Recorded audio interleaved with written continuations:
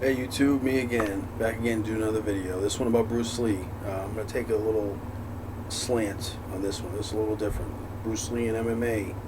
Um, a quote that comes to mind of Bruce Lee's, and I'm going to read it for you, is, "I fear not the man who has practiced 10,000 kicks once, but I fear the man who has practiced one kick 10,000 times." That's pertaining to Bruce Lee being a master. He was a martial arts master. He dedicated his life to the martial arts, his fighting philosophy, which was Jeet Kune Do, which is roots in Wing Chun and Chinese boxing and some Western boxing. At his core, that's what it was. This whole idea Bruce Lee had, this whole philosophy where he had was with him saying that, you take what's useful and discard the rest. That was pertaining to Bruce Lee would make friends with a lot of martial artists: Dan Inosanto, Chuck Norris, Bob Wall, Wan Yun Sing, Jun Rhee. He made friends with a lot of guys who did what he did, and they were the best at what they did. And basically that little philosophy right there was pertaining to what he would do is he would take a kick or a punch or a block or a takedown from these different from these different styles, and he would incorporate that into his system.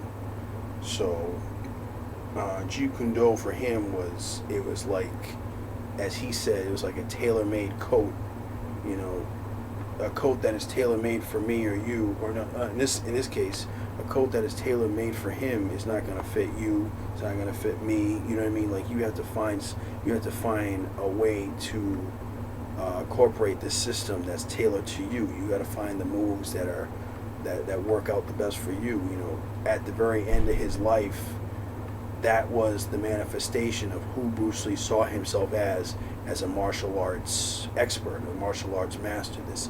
It physically manifested himself, and this is what he felt. This is what he saw. The guy that you saw in the movies, all cut up, fast, quick, like a bullet, and just, this was who he saw as the ultimate Bruce Lee, the ultimate fighter. This is what he looked like. This is how he acted. This is how he manifested himself. And it's different for everybody. But here's someone who dedicated his whole life to it. John Saxon said in Curse of the Dragon, the documentary that I told you about, Bruce Lee, Curse of the Dragon, Bruce Lee was constantly training. He said it was like he was training for the fight that just was never going to come, or it's just going to come. It just wasn't going to be. That's the way he trained. Just because you're a great fighter doesn't mean you're out there all the time fighting. Train. It's just like, just because you can fight doesn't mean you're out there fighting all the time. You know what I mean? Another thing too is, pertaining to him hanging around all these people that knew these different martial arts. Dan Inosanto knew judo, jiu-jitsu, kempo, eskrima, which is just kempo with the sticks. Chuck Norris is a black belt. Bob Wall is a 9th degree black belt. Wan Yun Sing, he's a Hapkido master. He's like a 4-time or 5th-time.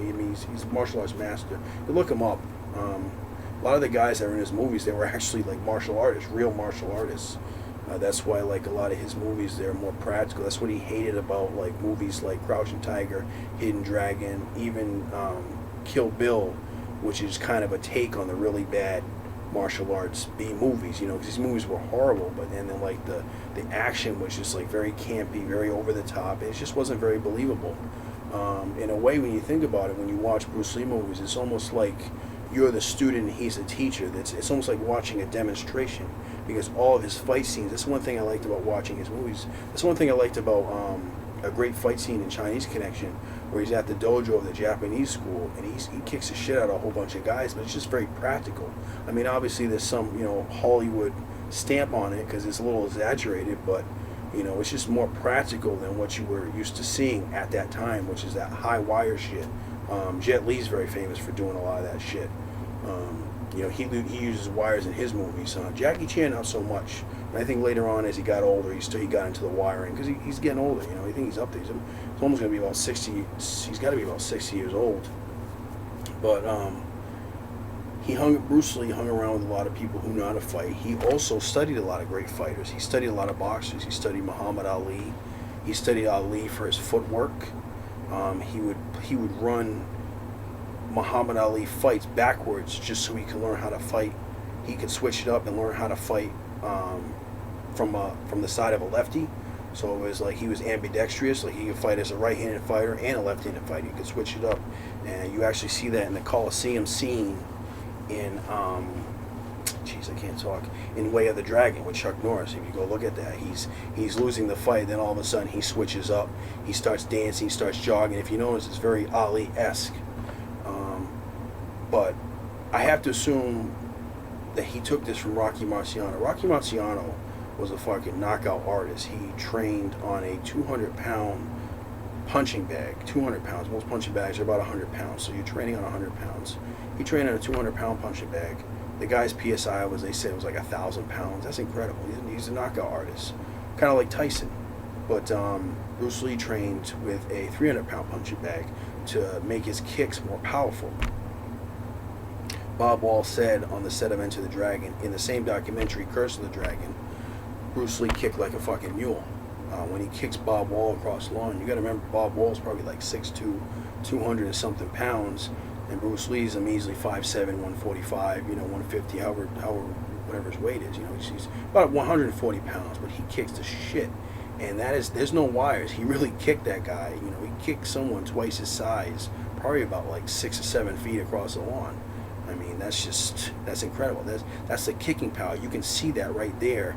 That the 300-pound training that he did with the bag, with the kicking, you can like I said, his movies are like a demonstration of his actual skills and talents. You know what I mean? So all these people who say, this is kind of where I'm going with this. This is the point I'm driving at. But the video I saw today, there was some martial arts instructor, and I'll leave the description in the link. I'll leave the link to the video in the description link. But he talks about how he was at a gym and he overheard these guys talking about MMA and Bruce Lee. And one of them had said that any MMA guy could beat Bruce Lee. Well, most of this, I personally feel that's bullshit, because a lot of these guys, they train for a couple months really hard leading up to their fight. And whether they win or lose, they might take some time off and then they get ready for their very next fight.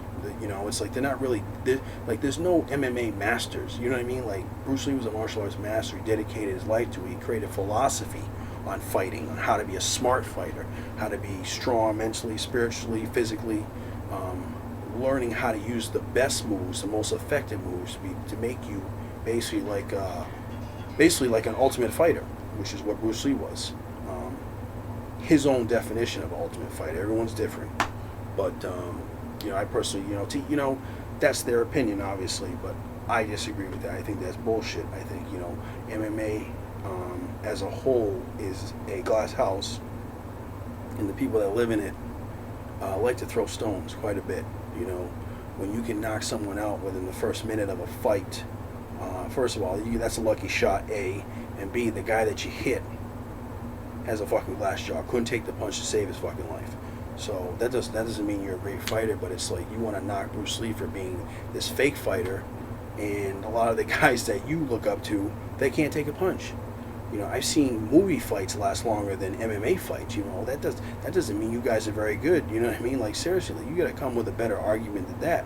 Yeah, maybe you didn't see Bruce Lee fight. That doesn't mean he didn't know how to fight. Go read his books, his philosophy. He understood very well how to fight. He understood the dynamics in a real situation on how, first of all, you don't understand people. Everybody's different. There's no rules. More importantly, there's no weight class in a real world fight. You pick a fight with someone twice your fucking size, unless you can run really fast or you're near your car and you decide not to fight the person. If you really want to prove yourself, well, you better you better have something in your arsenal, in your, let me see, it's Brazilian Jiu-Jitsu and Kung Fu or maybe Thai boxing. You better have something there that's going to take that guy down. And who's to say he doesn't want to fight clean? He wants to fight dirty. I mean, that's really what you're up against. How are you prepared for that? No, you're not prepared for that. None of those guys are prepared for that. There's no rules in a real fight. There's no such thing as a fair fight. You got to do what basically you got to learn how to fight and learn to do it to that person before they do it to you. You know what I mean? I mean, that's just pretty much what it comes down to. I think MMA people, they like to make it over complicated. Like, oh, you have to learn certain Brazilian Jiu-Jitsu is good for takedowns, and this and that's good for this and that. And it's like, well, what if the person pulls out a knife or a bat or a chain, starts swinging a chain, or pulls out a gun, or just, wants to do eye gouges, wants to bite you, wants to do all the things that are illegal in the ring, And the other thing is, a lot of those MMA fighters, they fight for points on a board, or they fight for a medal. They're not fighting for their life, so there's no killer instinct there like there is with Bruce Lee. And just based off the fact that the guy trained with a 300-pound bag, and he could kick like a fucking mule, he probably punched like a fucking mule. I'm sure being hit by Bruce Lee was like being hit by a car. It doesn't take a whole lot of strength to knock someone out that has never been knocked out and can't take a punch. That's the truth. I'm just spin facts. Don't be mad. That's the truth. So you're gonna take someone who can kick someone. It's on video. Okay, this is on video. Yeah, Bob Wall was wearing padding. He had like a padded vest on. They didn't have a bag like that. He had a vest. Go watch Curse of the Dragon. He'll tell you. Hear it from the horse's mouth. But he's wearing a protective padding, and Bruce Lee kicked him. It looks like he kicked him about maybe like almost 10 feet across. It might be exaggeration, but he fucking flew back. You know what I mean? He flew back, and it's on video. So there you go, right there. There's evidence that the guy was he could talk the talk and he walked the walk. But if you can't if you're used to getting in a ring, not a real world, you're used to getting in a ring. I think a lot of those guys never really been in real fights, but imagine getting in the ring with somebody who kicked like a fucking mule, who hit like a mule, and who learned how to up his punching power and his kicking power from someone who could. They said if Rocky Marciano he could basically lift a refrigerator with his punch. That's what they were comparing it to. That's what I read online. But 1,000 pounds PSI, Rocky Marciano could run through the whole MMA roster, and by the time he was done, the cops would have to take him away for murder, because he would fucking kill a lot of those guys. The same thing with Bruce Lee. He had that fucking killer instinct. Bruce Lee's real world more so than Marciano. But even if you put Marciano in the ring with a lot of these guys are going to get fucking killed. He's going to be breaking necks. He's going to turn these kids into a bunch of fucking... He's going to turn these guys into a bunch of fucking vegetables, And because it's caught on tape, I'm sure they're going to press charges. They want their medical bills and expenses paid for. You know what I mean? They're going to take this guy they're going to break him over the coals, because they got in the ring with someone who was a fucking real fighter, and they should know better. They should be smarter, But just imagine that. Imagine being, as an MMA fighter. Imagine being in the ring with somebody who learned that. You know what I mean? Like, why punch hard when I can punch really hard and really powerful? Why kick hard when I can kick really hard and really powerful? Why be just practice regular basic speed training when I can be twice as fast? You know what I mean? Like, that's where Bruce Lee's head was at. He really trained to be the ultimate warrior. And you can't, and like I said, he was committed, he was dedicated, like a monk. You look at him like a martial arts monk, because he was dedicated like that. And you just come off the street from watching MMA with your buddies, and you're like, man, I can do that too. Well, I'm sorry to say it, but that's not good enough. That's just not good enough. You're gonna have to come up with something better than that, because when it comes down to crunch time, this guy is on his shit, and you just got into the ring a couple months before that. You know what I mean? And you've been watching MMA for the past year. You've been a fan since you were a kid, but you just learned how to fight the other day. This guy's gonna fucking kill you, and that's the reality. That's the truth of the situation. But to each their own. You don't gotta you don't have to even worship Bruce Lee at the altar of Bruce Lee.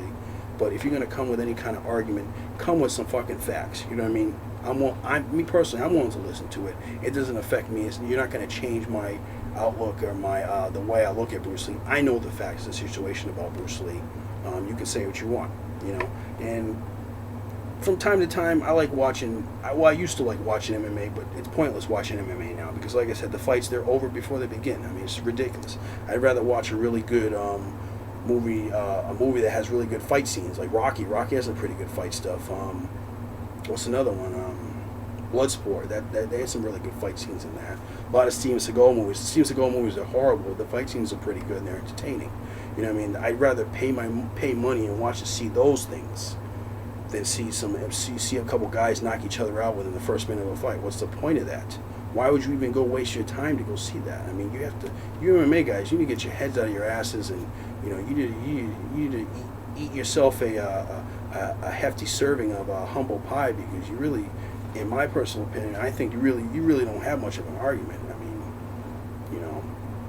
but that's just where I'm coming from.